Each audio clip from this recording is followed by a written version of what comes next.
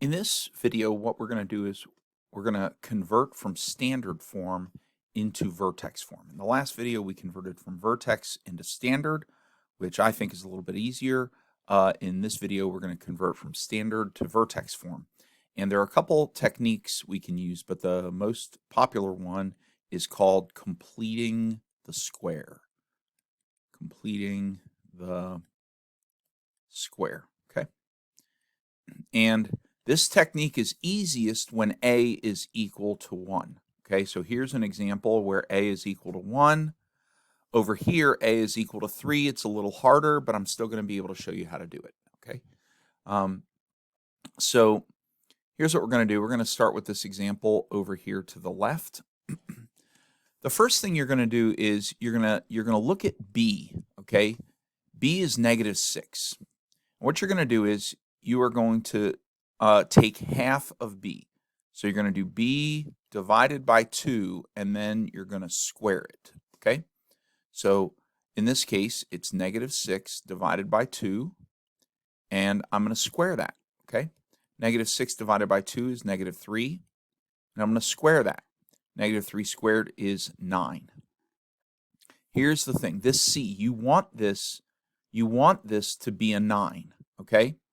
So what do you have to do to this +7 to make it a 9? That's what you have to ask yourself, okay?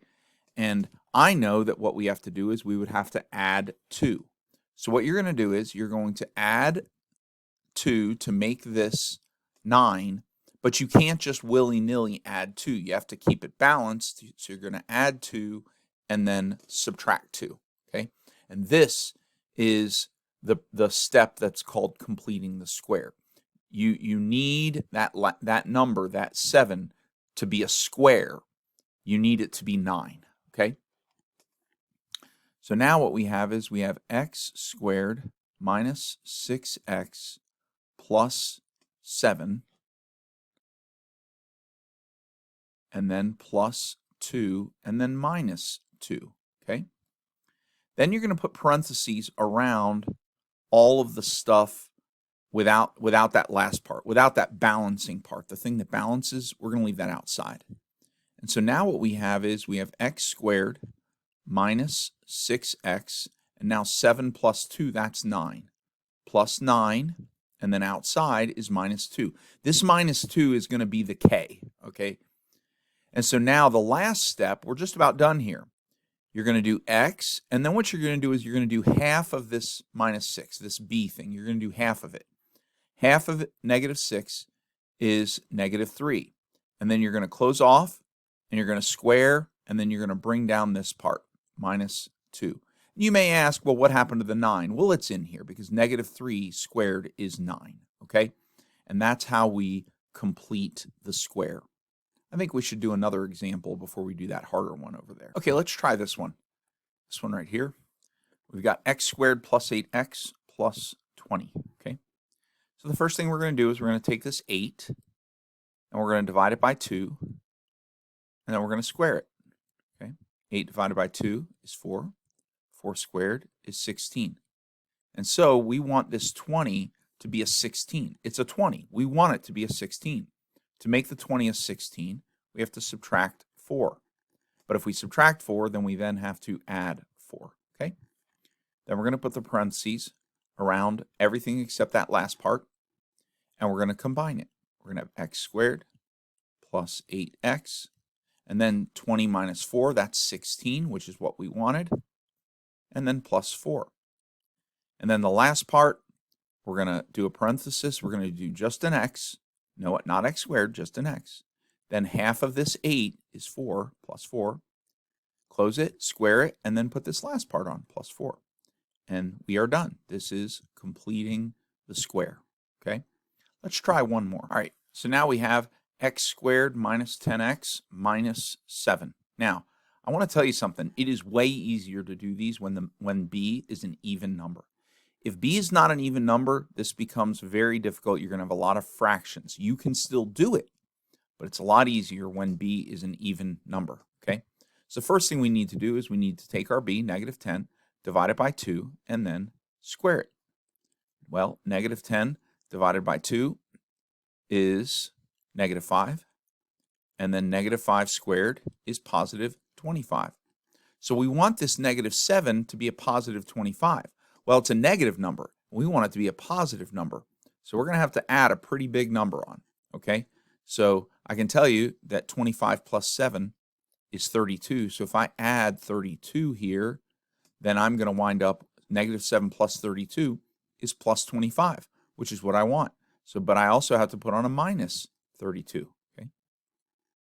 Now I'm going to put the parentheses around. There we go.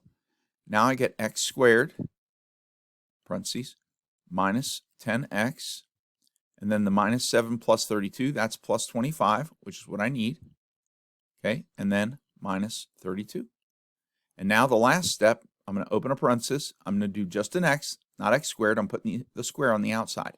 Half of negative 10 is negative 5 squared, and then bring down my minus 32, and there's my vertex form. There's my vertex form. And what's the vertex? Well, the vertex is at 5, negative 32. The axis of symmetry is x equals 5. Look, I actually know the y-intercept. The y-intercept is negative 7. What else do I know about this? I know that a is 1, so that it's up, and it has a minimum. So there's a lot of cool things. Once you know how to convert these between each other, it's a lot easier to identify the important qualities. Okay? Now we're going to try this other one over on. All right, the first thing I'm going to do here is I got to see how a is not 1. That makes it a little more challenging. Not too much more challenging, but a little more challenging. Okay? What I'm going to do here is I'm going to put parentheses around the first term and the second term. We're going to leave that plus 7 on the outside. Okay? Then what I'm going to do is I'm going to factor out a. I'm going to bring a on the outside, and I'm going to have left on the inside x squared. And then I have to divide negative 12 by 3 also, and negative 12 divided by 3 is negative 4. Okay? So I'm going to have minus 4x. Okay? And then I'm also going to bring down the plus 7. Okay?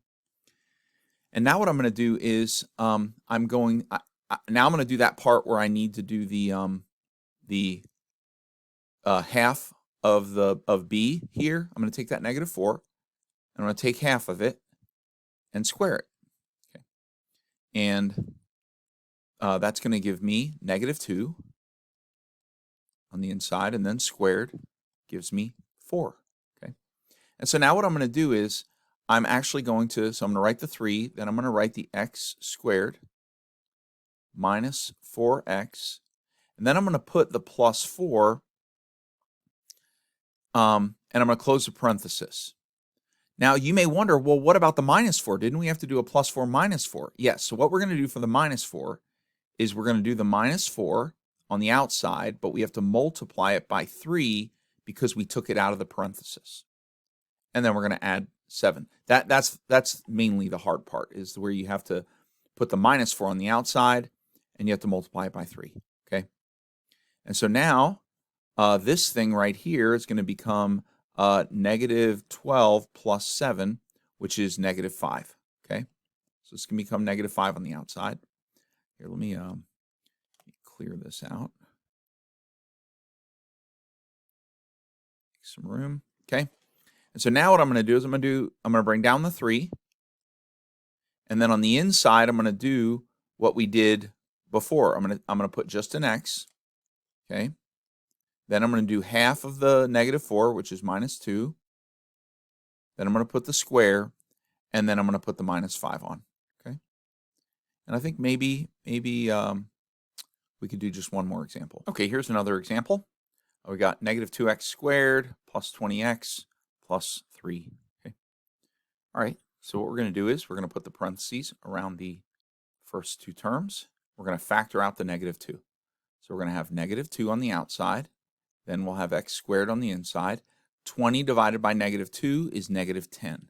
So we're going to put negative 10x, okay, close parenthesis. We're going to leave that plus 3 on the outside. Now we want to take this negative 10, and we're going to do half of it and then square it. All right, so we're going to do, we'll do it way over here. Negative 10 divided by 2 squared is equal to negative 5 squared, which is 25. Okay, so we're going to have negative 2 all right, times x squared minus 10x. Now remember, we're going to put plus 25 on the inside. Then we're going to put minus 25 on the outside. We're going to multiply it by the negative 2. And then we're going to squeeze in that plus 3 right there. Okay, should have planned ahead on that one. And now we're going to have negative 2 times, and then this thing, remember, is going to become x, and then half of the negative 10, which is negative 5, close parenthesis and square, okay? Now, you may be wondering, why are we doing that, okay? Well, let me prove to you that x minus 5 squared, now that's equal to x minus 5 times x minus 5. You've seen this before. X times x is x squared. X times negative 5 is negative 5x. Negative 5 times x is negative 5x. And negative 5 times negative 5 is plus 25. And then we wind up with x squared minus 10x plus 25.